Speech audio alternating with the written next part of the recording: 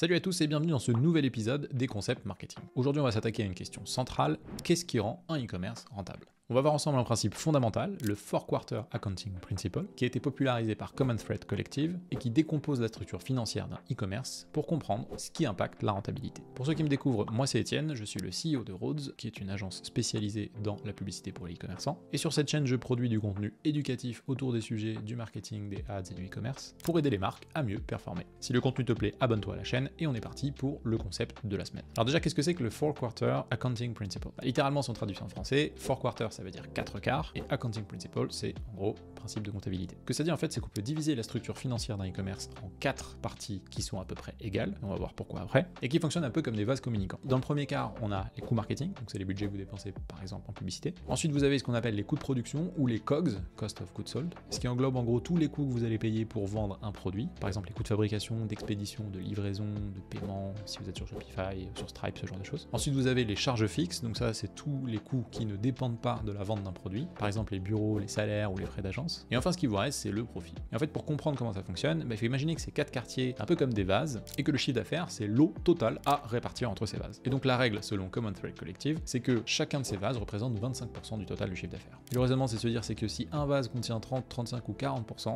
et ben en fait, ça impacte les autres vases parce que la somme totale ne dépasse pas 100. La question qui suit, c'est pourquoi cette répartition, elle est essentielle. Et je vais vous donner un exemple pour que ce soit un peu plus concret. Imagine que tu vends un produit qui vaut 100 €. Donc ça, c'est le prix affiché sur ton site. Donc ce qui est intéressant, c'est de regarder la décomposition de ce chiffre d'affaires. Admettons que pour produire, expédier et livrer ce produit, eh ben ça te coûte 40 €. Ce que ça veut dire, c'est que ton vase des COGS, donc des Cost of Goods Sold, il est déjà rempli à 40. Ça veut dire qu'il serait 60 à répartir entre les 3 autres vases. Maintenant, admettons qu'en coût fixe, eh ben ça représente à peu près 25% de ton chiffre d'affaires. Donc sur 100 €, ça représente 25 €. Donc on est à 40 plus 25, 65%. Donc il nous reste 100 moins 65, 35 à répartir entre les deux autres vases, donc les coûts marketing et le profit. C'est là que ça devient intéressant, c'est qu'en fait, si tes coûts marketing dépassent 35%, et ben en fait, tu perds de l'argent. Or, on le sait, quand une marque veut se développer, c'est pas rare qu'elle dépense plus en marketing que des marques qui sont assez stables, et donc on peut vite se retrouver à 30, 35, 40% de chiffre d'affaires pour les plus agressifs. Donc si il te reste 35% et que tu mets 25% en coût marketing, ça veut dire un quart de ton chiffre d'affaires en dépenses d'acquisition, et ben il te reste 10% de profit, ce qui est pas dingue. Par contre, si tu passes à 35, il te reste 0, et si tu passes à 40, t'es à moins 5 de profit. C'est comme ça que ça fonctionne. Et donc c'est là que c'est intéressant parce que tu vois où est la marge de manœuvre. Tu sais que si tu veux développer ta marque, tu dois mettre au moins 25% de ton chiffre d'affaires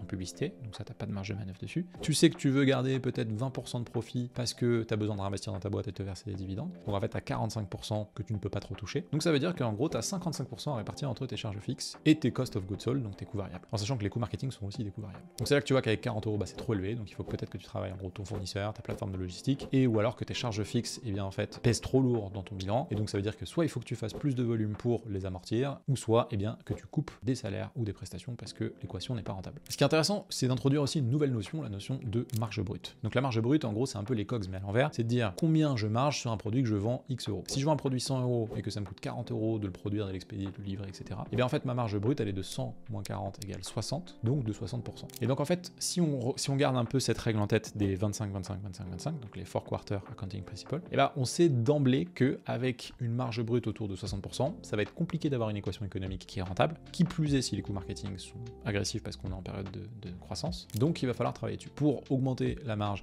il y a plusieurs manières de le faire. Il y a d'un côté baisser les coûts, donc on l'a vu tout à l'heure par exemple en négociant avec sa plateforme de logistique, en changeant de fournisseur, ce genre de choses, en changeant de matière première. Mais il y a aussi une augmentation des prix. Par exemple si on passe de 100 à 120 € mais que les coûts restent à 40, et là tout de suite on est plus sur 66-67% de marge brute, ce qui est un peu plus confortable, mais c'est quand même pas dingue. Et donc nous ce qu'on observe globalement avec les marques qu'on accompagne, c'est que plus la marge brute est élevée, donc plus elle se rapproche des 70-80%, plus la part des COGS dans ce calcul des 4 quarts sera faible, et donc plus ça laissera d'espace au reste, donc soit du profit, soit des coûts marketing, ou soit potentiellement des coûts fixes si vous voulez recruter des gens qui coûtent cher, prendre des bureaux, ce genre de choses. Voilà un peu dans les grandes lignes comment ça fonctionne et pourquoi certains e-commerce sont rentables tandis que d'autres non. Et ce qu'il faut retenir, c'est que évidemment on a la main sur les coûts marketing, les COGS, etc. Mais ce qui fait foi, c'est quand même la marge brute. Et donc ça c'est un indicateur dès le départ. Si vous vendez un produit 100 € et que vous payez 50 € pour le vendre, et sachez que ça va être très dur d'avoir une équation économique rentable pour les raisons que j'ai exposées précédemment. Voilà, c'est tout pour cet épisode. J'espère que l'image des vases communicants vous a permis de comprendre un peu mieux ce concept. Si le contenu t'a plu, vous a plu, je sais plus à chaque fois si je dois tutoyer ou vous voyez, je te laisse mettre un petit like et t'abonner à la chaîne pour ne pas rater les prochains épisodes. Et je te dis à dans une semaine pour un nouveau concept marketing. C'était Étienne,